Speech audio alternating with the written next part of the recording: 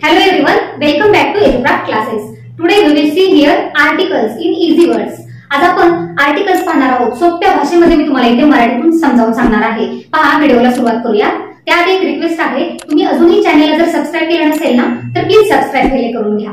आता व्हिडिओ सुरू करूया. हे पहा, हे आर्टिकल्स आहेत, त्याची डेफिनेशन म्हणजे व्याख्या पाहूया. ते कशाला, आर्टिकल्स म्हणजे काय आहेत.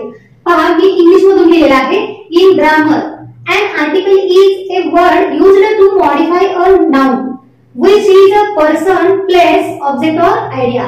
म्हणजे काय आहे, हे ग्रामर मधील काय हा असा शब्द आहे जे नाउनला किंवा नामाला, नाउन म्हणजे नाम, मॉडिफाय करतं.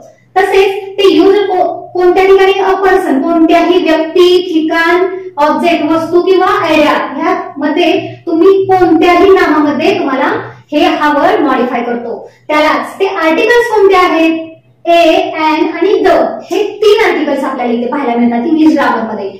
त्याचे टाइप्स कोणते आहेत म्हणजे त्याचे प्रकार कोणते आहेत, तर डेफिनाइट आणि इनडेफिनाइट. डेफिनाइट म्हणजे निश्चित आणि इथे इनडेफिनाइट म्हणजे काय आहे, अनिश्चित आहे. अनिश्चित, अनिश्चित अशा पद्धतीने मराठीमध्ये सुद्धा तुम्हाला मी समजावून सांगितलं आहे. इथे पहा, त्यामध्ये डेफिनाइट मध्ये काय येईल, द येईल आणि इनडेफिनाइट मध्ये काय येईल, ए आणि एन येईल. इथे युज्ड अबाउट मी शॉर्टकट मध्ये लिहिलेलं आहे. म्हणजे हे कशाबद्दल वापरतात, तर युनिक और स्पेसिफिक थिंग्स. युनिक म्हणजे एकमेव किंवा स्पेसिफिक म्हणजे विशिष्ट वस्तूसाठी किंवा एकमेव वस्तूसाठी आर्टिकल वापरलं जातं. कोणतं, द. त्यालाच काय म्हणतात, डेफिनाइट आर्टिकल मधला हा प्रकार आहे. तसेच त्याचे एक्झाम्पल पाहूया. The sky, the sun, the moon. म्हणजे आकाश एकच आहे, द स्काय आकाश, आकाश एकच आहे, मून एकच आहे, सूर्य एकच आहे, चंद्र एक आहे, सूर्य एक आहे. म्हणून आपण the sky, the sun, the moon अशा पद्धतीचे, द अर्थ, आपले भरपूर एक्झाम्पल, आपण भरपूर उदाहरण इथे घेऊ शकतो. तशाच पद्धतीने इनडेफिनाइट पाहूया. इनडेफिनाइट म्हणजे काय, अनिश्चित आहे. म्हणजेच काय आहे, ए आणि एन हे या प्रकारामध्ये आर्टिकल्स येतात. जनरल और नॉन स्पेसिफिक थिंग्स और ऑब्जेक्ट. जनरल आहे म्हणजे सर्वसामान्य आहे, त्याला काही विशिष्ट नाव आहे का, नाही. नॉन स्पेसिफिक आहे, विशिष्ट नसणे म्हणजे विशिष्ट नसलेल्या गोष्टी किंवा वस्तू असतील किंवा व्यक्ती असतील. कोणत्याही व्यक्ती, ठिकाण, ऑब्जेक्ट किंवा आयडिया कोणते पण हे जनरल असतील किंवा नॉन स्पेसिफिक ऑब्जेक्ट असतील. पहा, याची उदाहरण पाहूया. उदाहरण आहे a pen, a mango, a tree, basket, a doll. अशा पद्धतीचे भरपूर आपल्याला इथे उदाहरण आपण पाहतो इंग्लिश मधून. तसेच एन ला काय आहे, an umbrella, an ice cream, an egg, an elephant. अशा पद्धतीचे आपण हे एक्झाम्पल इथे पाहू शकतो. एन आलेलं आर्टिकल ह्या अशा एक्झाम्पलला येतं. तशाच पद्धतीने आपण इथे आणखी तुम्हाला समजण्यासाठी मी दुसरं एक्झाम्पल दिलेलं आहे. पहा, इथे I want to eat the apple which is at third position from the group of apple. आता इथे काय आहे, मला ऍपल खायचे आहे, मला ऍपल खाण्यासाठी पाहिजे आहे, परंतु मला तिसऱ्या नंबरचा आहे, तिसऱ्या नंबरचा ऍपल ह्या ऍपलच्या ग्रुप मधलं मला तिसऱ्या नंबरचं ऍपल किंवा सफरचंद खायचं आहे. आपल्याला इथं प्रॉपर सांगितलेलं आहे, मी ब्लॅक कलर लिहिलेला आहे द ऍपल. हे प्रॉपर आपल्याला म्हणजे स्पेसिफिक सांगितलेले आहे कोणतं सफरचंद खायचं आहे, 3 नंबरचं सफरचंद मला खायचं आहे. हे आपण इथे पोझिशन दाखवलेली आहे, 3च नंबरचं खायचं आहे. सर्व खायचे आहेत का, नाही. The apple at the third position, तिसऱ्या नंबरचा ऍपल मला खायचा आहे. अशा पद्धतीने इथे आपण द हे आर्टिकल्स दाखवू शकतो.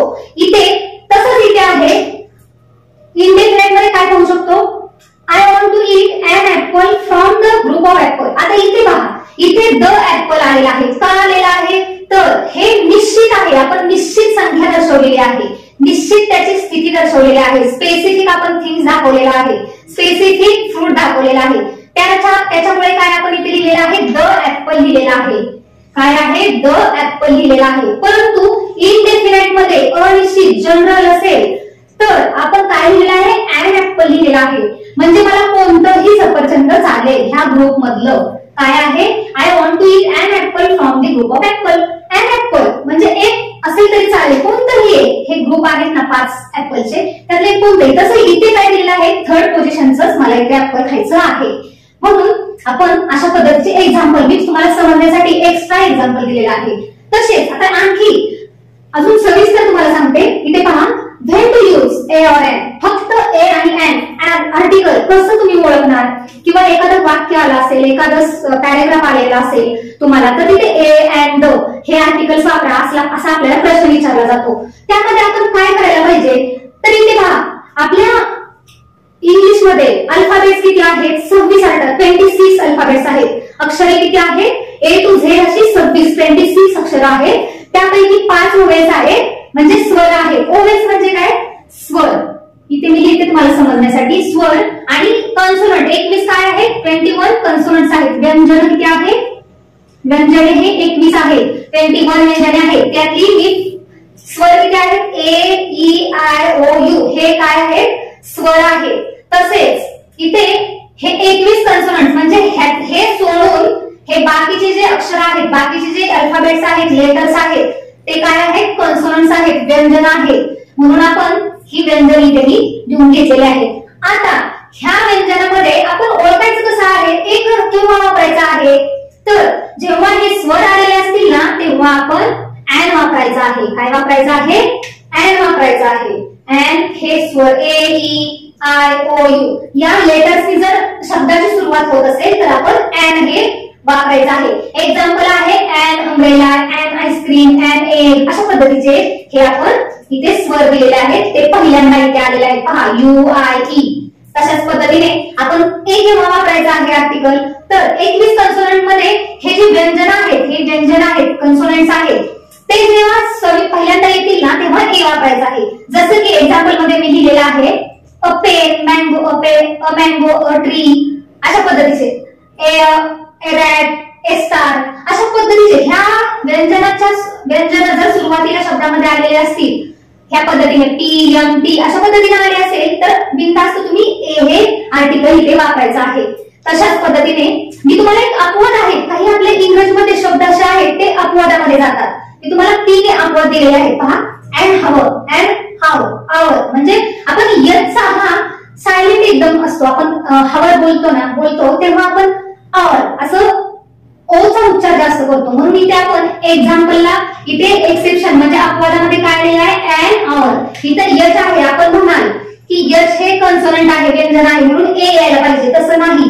आवर म्हणजे आपण यच हा इथे हाईड करून टाकतो, इथे काय करतो, सायलेंट करतो, म्हणजे त्याचा उच्चार जास्त करत नाही. त्याच्यामुळे अँड आपण इथे वापरतो. तशाच पद्धतीने हाऊस, हाऊस असं सुद्धा आपण इथे शुद्ध इंग्लिश मध्ये आपण आपल्या लँग्वेज मध्ये हाऊस म्हणतो, परंतु इथे हाऊस असं ओचा उच्चार डीपली केला जातो आणि याचा उच्चार हा एकदम सायलेंटली, एकदम फेंटली केला जातो. म्हणून आपण इथे अँड वापरलेला आहे. का तर ओचा उच्चार आपण जास्त करतो.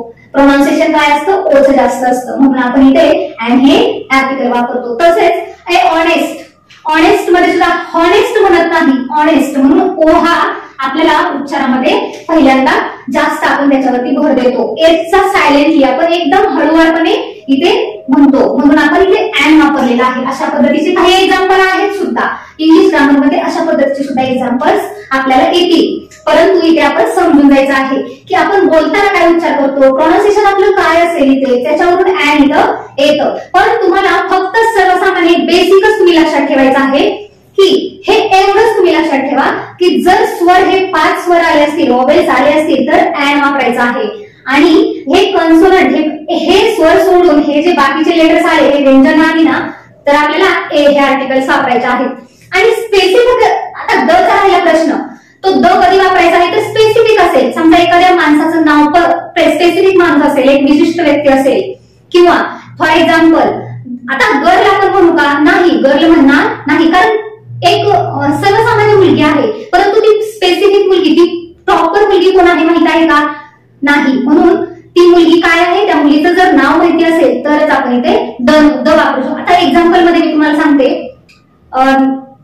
द टेम्पल, ए टेम्पल म्हणतो आपण, परंतु इथे काय आपण समजा स्पेसिफिक अयोध्या श्रीराम मंदिर आहे, काय म्हणू शकतो, द अयोध्या श्रीराम मंदिर असं सुद्धा आपण म्हणू शकतो. म्हणून काय करायचं आहे, द हे स्पेसिफिक थिंग्स साठी वापरायचा आहे, स्पेसिफिक पर्सन साठी वापरायचा आहे, स्पेसिफिक ऑब्जेक्ट साठी वापरायचा आहे. The sky, the moon, the sun अशा पद्धतीची मी 3च उदाहरणं दिलेली आहेत.